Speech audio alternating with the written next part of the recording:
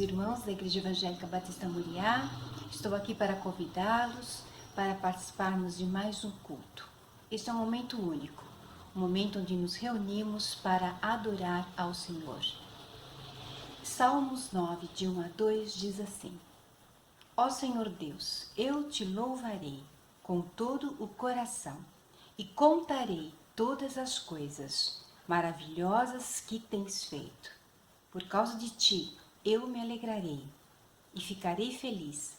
Cantarei louvores a ti, ó Deus Altíssimo.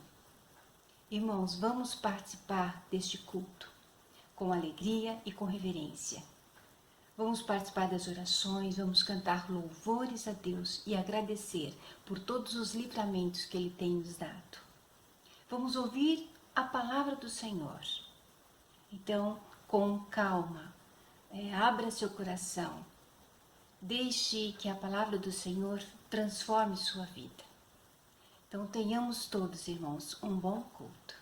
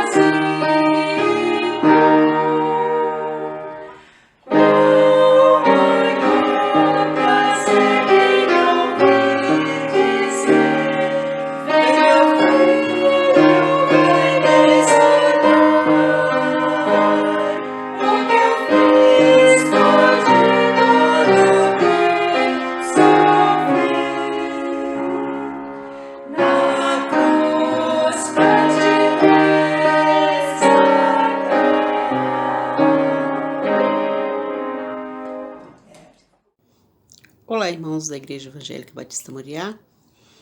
O versículo que escolhi hoje fica em Lamentações 3:26 e diz assim: Bom é ter esperança e aguardar em silêncio a salvação do Senhor.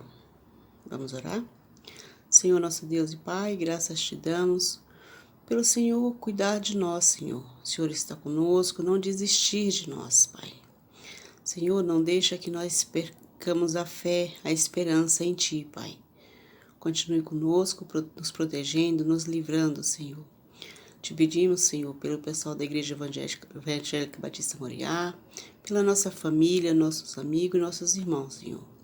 Continue conosco, Pai, nós te pedimos e te agradecemos. Em nome de Jesus. Amém.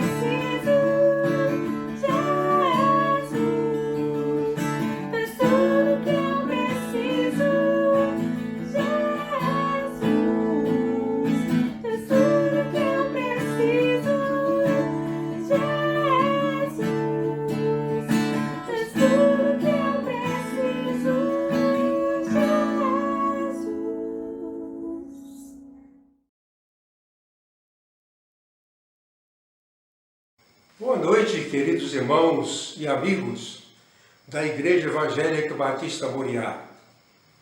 Deus abençoe a todos vocês, que a graça dele seja sobre vocês e sobre os seus queridos. Vamos ler a palavra do Senhor, escolhida para a nossa pregação nesta noite.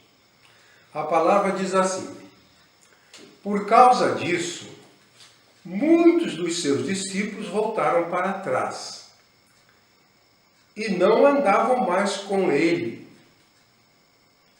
Perguntou então Jesus aos 12: quereis vós também retirar-vos? Respondeu-lhe Simão Pedro: Senhor, para quem iremos nós?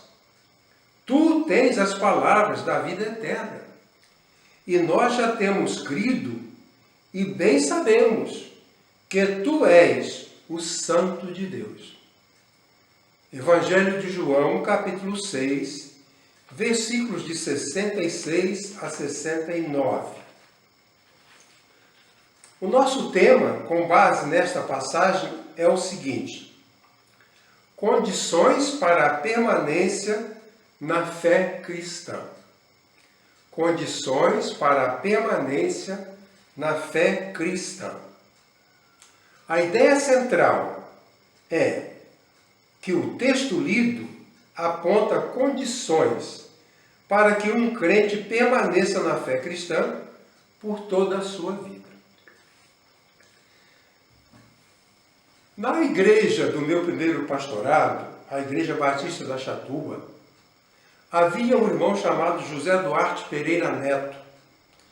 Era um crente muito zeloso, muito fiel, estudioso da Bíblia, orava pelas pessoas e também tinha um carinho especial para com os novos crentes. Naquela ocasião, muitas pessoas se convertiam, aceitavam o Evangelho e compareciam diante da igreja para darem o seu testemunho e serem aceitas para o batismo. O pastor fazia perguntas que pudessem indicar que aquela pessoa era realmente uma pessoa convertida ao Evangelho. Nessas ocasiões, o irmão José Duarte sempre pedia ao pastor: pastor, pergunte a ele por quanto tempo ele deseja ser cristão. E o pastor perguntava: irmão, por quanto tempo o irmão pretende ser cristão? Por quanto tempo o irmão pretende seguir a Jesus? E a pessoa respondia: eu quero seguir a Jesus por toda a minha vida. Todos os candidatos ao batismo respondiam dessa forma: eu quero seguir a Jesus por toda a minha vida. Mas alguns não cumpriam com essa declaração, porque alguns, às vezes, muito cedo, se afastavam do Evangelho. Aliás, muitos cristãos, muitos crentes que são aceitos, são batizados em muitas igrejas, seguem a Jesus só por um tempo e depois abandonam. Em todas as igrejas isso acontece. Durante toda a minha vida de ministério pastoral, eu batizei centenas de pessoas. Mas dessas centenas de pessoas, muitas delas não persistiram até o fim das suas vidas. E muitos se afastaram do Evangelho. Esta passagem de hoje nos permite avaliar as condições para que uma pessoa fique na vida cristã até o final da sua vida. São 3 condições. A primeira delas é declarada da seguinte maneira: o contentamento com aquilo que Cristo oferece é condição para a permanência na fé cristã. O contentamento com aquilo que Jesus oferece. O texto que nós lemos diz: tu tens a palavra da vida eterna. O que Jesus oferecia era que eles teriam a vida eterna. 2 comentários sobre este assunto. Os discípulos que abandonaram Jesus queriam certas coisas que Jesus não estava oferecendo. Muitas pessoas vêm para o Evangelho querendo coisas que Jesus não oferece, que Jesus não está disposto a dar. Então, os discípulos que abandonaram Jesus, eles queriam algumas coisas que Jesus não estava oferecendo. Muitos seguidores de Jesus estavam em busca de vantagens materiais. E Jesus não veio para dar essas vantagens materiais. Ele fez isso, mas não era essa a sua missão. Outros queriam ganho político. E outros queriam sensacionalismo. Jesus multiplicou os pães por 2 vezes. As pessoas comeram e gostaram. Jesus atravessou o mar da Galileia e as pessoas disseram: cadê Jesus? Cadê Jesus? Cadê Jesus? Eles souberam que Jesus havia atravessado o mar da Galileia. Então aquela multidão arranjou barquinhos e com esses barquinhos também atravessaram e foram ao encontro de Jesus. E eles disseram: mestre, quando foi que o senhor veio? E Jesus falou assim: vocês vieram aqui me procurando, não é por causa da palavra de Deus. Vocês estão aqui porque vocês comeram o pão e gostaram. Vocês são meus discípulos por interesse e vantagens materiais. Outros queriam um Cristo político, um Cristo que se tornasse um herói político e libertasse os judeus do domínio dos romanos. E Jesus não estava oferecendo esse ganho político. Outros queriam sensacionalismo. Mestre, faz algum milagre, queremos ver. Faz algum milagre. Eles queriam sensacionalismo. Aliás, essa foi uma das propostas de Satanás quando tentou Jesus. O texto diz que Satanás levou Jesus ao pináculo do templo. Era um lugar alto, visível, de muito longe. Lá embaixo no templo, nas áreas do templo, muitas pessoas estavam circulando. E Satanás disse para Jesus: sobe lá em cima e pula, porque se você pular, os anjos vão te segurar. Você não vai morrer. Os anjos vão te segurar e todos vão acreditar que você é o Filho de Deus. Satanás ofereceu a Jesus uma prática sensacionalista, como hoje em dia. Pessoas vão em busca de sensações. Um irmão da minha igreja certa vez falou que foi a um congresso sobre adoração, sobre culto. E ele disse que ficou impressionado, porque lá foi dito que a função do culto é fazer bem às pessoas, é trazer bem-estar às pessoas. Jesus, ele não veio para trazer bem-estar, senão ele continuaria dando pão o tempo todo. Ele continuaria dando vantagem política ou ele continuaria sendo sensacionalista. Hoje, boa parte dos evangélicos gostam de sensacionalismo e atraem muitas pessoas que também gostam de sensacionalismo. Agora, Jesus não oferece vantagens materiais, não oferece ganho político e nem sensacionalismo. Por isso, muitos que seguiam a Jesus abandonaram a Jesus. Eu estou dizendo que aquele que segue a Jesus é aquele que está contente com aquilo que Jesus dá. Ele está contente com o que Jesus dá, então ele nunca vai abandonar Jesus.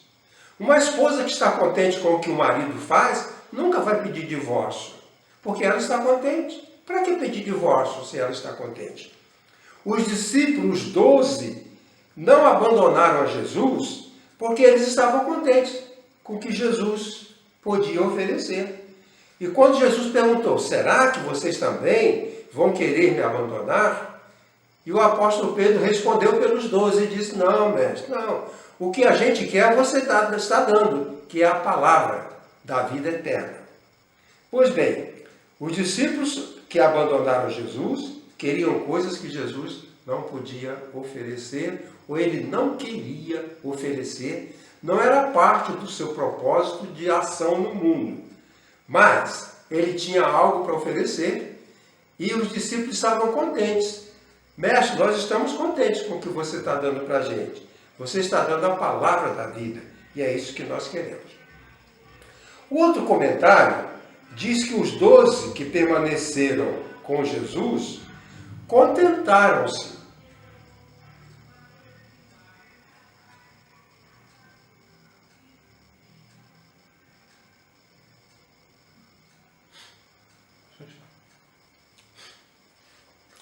Os 12 que permaneceram com Jesus se contentaram com a sua palavra. Pedro falou, tu tens as palavras de vida eterna, é isso que a gente quer. A gente não quer sensacionalismo, a gente não quer comida à vontade, a gente não quer poder, a gente quer a palavra que você pode oferecer. Pois bem, Jesus tinha ou tem as palavras da vida eterna. A palavra aqui nesse texto é reima, palavra grega reima. Reima significa um comando verbal capaz de produzir uma nova realidade. Nós precisamos dessa palavra que produz uma nova realidade. E não aquilo que sempre se propôs. As pessoas dizem, meu salário é pequeno, eu preciso que Deus me ajude, a minha comida não é boa, eu quero que Jesus me ajude a ter uma comida melhor, eu tenho pouca saúde. Eu costumo dizer, tenho dito, tenho observado, por isso que eu falo, que hoje em dia, muitas vezes, a igreja está produzindo gente gananciosa, que quer ter vários carros na garagem, quer ter casa na praia, ele tem uma loja, ele quer ter 2, 3. E a igreja estimula essa ganância. Mas Jesus não estimulou a ganância. Ele diz, o que eu tenho é a palavra que eu trago do Pai. Essa é a palavra que eu tenho. Eu estou dando cura e comida, mas isso não é o propósito final. Por isso eu vou parar de fazer isso. Jesus só fez 2 milagres, aumentando pão e peixes. E curou muitas pessoas, mas depois de um certo tempo, ele não curou mais. Ele agora diz, eu vou continuar fazendo o que eu quero fazer, o que é importante. Vou dar a minha palavra, a palavra que o Pai me mandou dar. Um terceiro comentário sobre esse assunto é que os 12 estavam dispostos a abrir mão de uma vida fácil para desfrutarem uma vida eterna. Uma coisa é vida fácil e outra coisa é vida eterna. Aqueles que se afastaram não estavam preocupados com a vida eterna que vem da palavra de Deus. Eles estavam preocupados em ter uma vida fácil. Uma das coisas que estavam acontecendo era a perseguição religiosa. Os fariseus, os religiosos da época, a igreja oficial estava perseguindo os discípulos de Jesus. E muitos deles talvez se afastaram com medo dos problemas dessa perseguição. Eles queriam vida fácil, mas em lugar nenhum Jesus prometeu uma vida fácil. Ele diz: no mundo tereis aflições. Pois bem, os 12 estavam dispostos a abrir mão de uma vida fácil para ficar contentes com aquilo que Jesus oferecia. O salmista, no Salmo 44, relata que sofreu desprezo, sofria humilhação, sofria vergonha. Mas estava decidido a sofrer essas aflições para manter a lealdade a Deus. Sofria desprezo, vergonha, humilhação, mas ele aguentou firme, porque o que importava para ele era manter sua lealdade a Deus. O que ele escreveu? Ele escreveu o seguinte: tudo isso nos sobreveio, todavia não nos esquecemos de ti, nem nos ouvemos falsamente contra o teu pacto. O nosso coração não voltou atrás, nem os nossos passos se desviaram das tuas veredas. Sofrimento, perseguição, vergonha não nos afastam de Deus, se o nosso relacionamento leva em conta o fato de que nós estamos contentes com aquilo que Deus oferece, com aquilo que Deus dá. Aqueles discípulos que se afastaram porque não estavam contentes com a mudança de ofertas, Jesus agora oferece a palavra da vida eterna. Pois bem, a segunda condição declara que há sabedoria para fazer opção por Jesus. Aqui houve um abandono de Jesus, mas os 12 podiam fazer opção, abandonar ou não abandonar. Então eles demonstraram sabedoria para fazer opção por Jesus. E isso era condição para permanecer na vida, na fé cristã. O texto diz assim: por causa disso, muitos dos seus discípulos voltaram para trás e não andavam mais com ele. Mas Jesus perguntou: e vocês? E vocês? Vão também querer me abandonar? E Pedro, representando os 12, a pergunta que Jesus fez para os 12, e Pedro respondeu pelos 12. E ele respondeu dizendo: Senhor, para quem iremos nós? Tu tens as palavras de vida eterna. É isso que nós queremos. É isso que nós queremos. Alguns estão abandonando porque não tem mais pão. Outros estão abandonando com medo dos perseguidores. Outros estão abandonando porque não há mais sensacionalismo. No que nós queremos, o Senhor tem. O Senhor tem as palavras de vida eterna. Então a nossa opção, Jesus, é por você. A nossa opção é por você. Os 12 então optaram por Jesus. Jesus estava muito acima dos outros mestres. A possibilidade de trocar de mestre existia. Por exemplo, eles optaram por Jesus porque eles perceberam que Jesus era um mestre que poderia fazê-los ter a companhia de Deus. Naquela ocasião, eles tinham várias possibilidades, mas eles viram que Jesus estava acima dos saduceus, que eram gananciosos e arrogantes. Esses nós não queremos. Estava Jesus muito acima dos fariseus, que eram hipócritas, e estava Jesus muito acima dos essênios, que eram contrários à vida, desprezavam o casamento e desprezavam os alimentos e a vida de felicidade.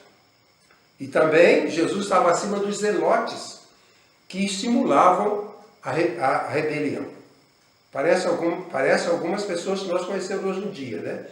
Estimulavam a revolta, estimulavam a rebelião.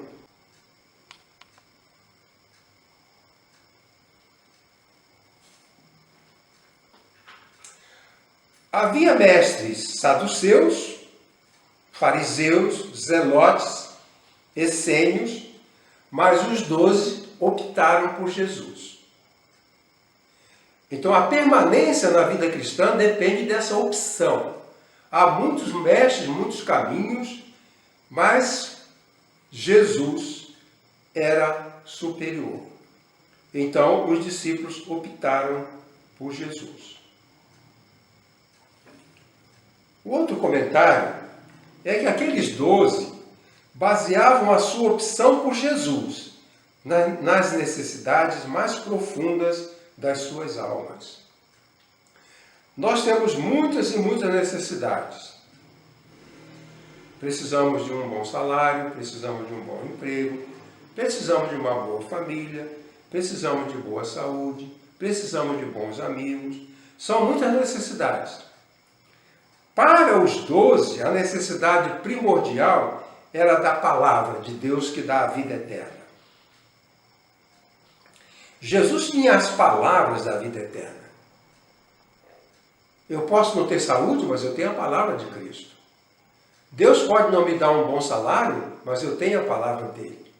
Eu faço opção. Eu posso ter uma família que me dá desgosto, mas eu tenho as palavras de Cristo, as palavras de vida eterna, que me colocam diante de Deus para desfrutar dos benefícios dessa companhia. Pois bem, vida eterna que Jesus pode dar é o tipo de vida que Deus nos concede por meio de Jesus. Para ter um bom salário, nós podemos tê-lo sem Jesus. Mas para ter a vida eterna, só por meio de Jesus. E isso é dado no lugar de fama, em vez de fama, em vez de poder, em vez de riqueza. Pois bem, opção.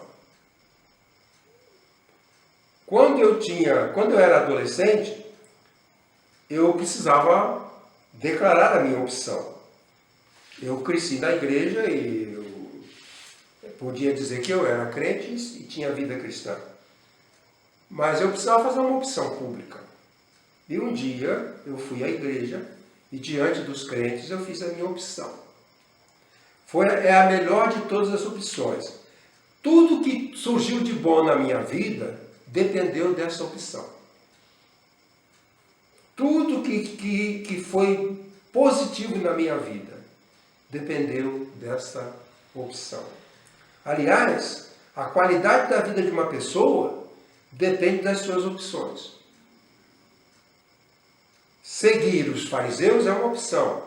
Seguir a Jesus é outra opção. Agora, os discípulos disseram, nós optamos por Jesus. A terceira condição é dita da seguinte maneira. O relacionamento profundo com Jesus é condição para a permanência na fé cristã. Quer dizer, o relacionamento profundo com Jesus. Pedro, em nome dos 12, declarou, e nós temos crido e conhecemos que és o Santo de Deus.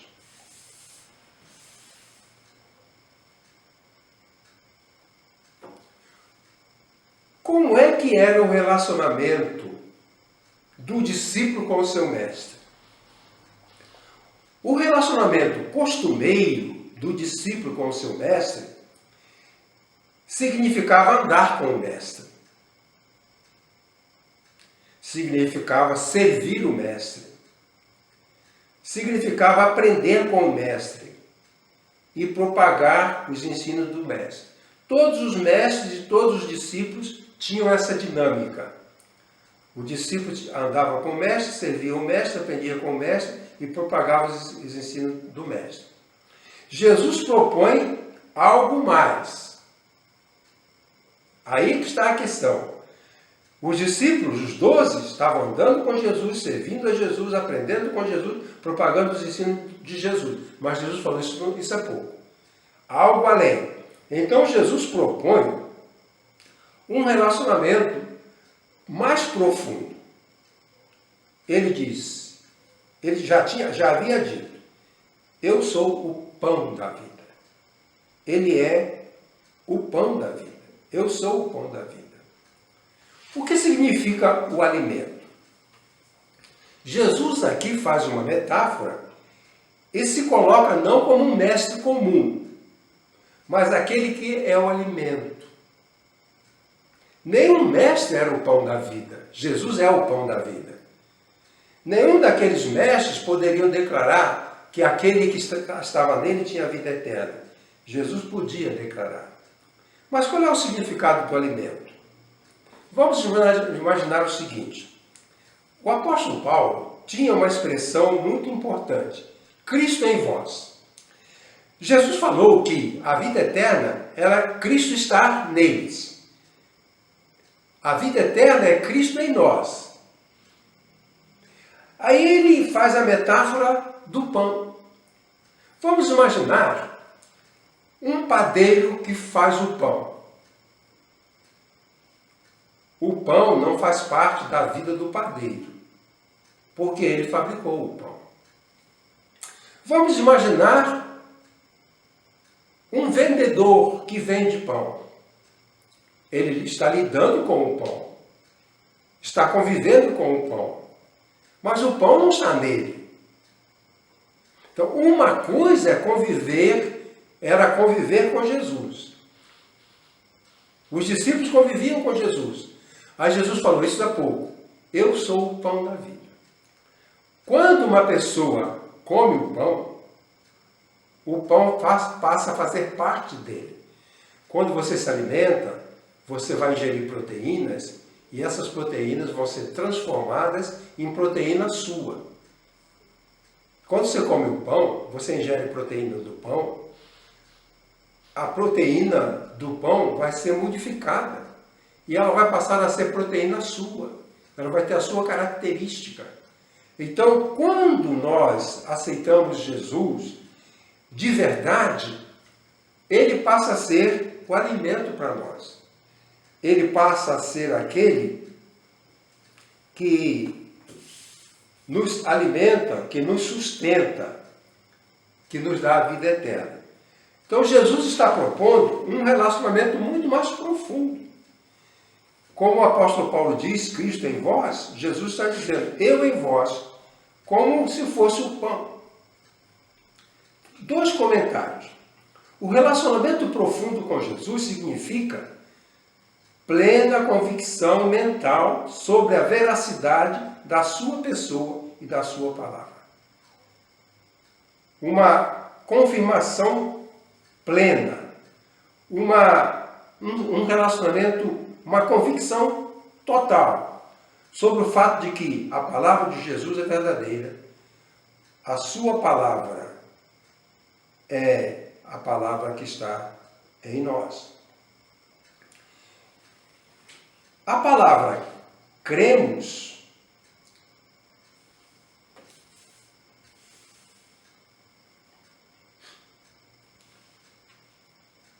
é um verbo que está no indicativo perfeito.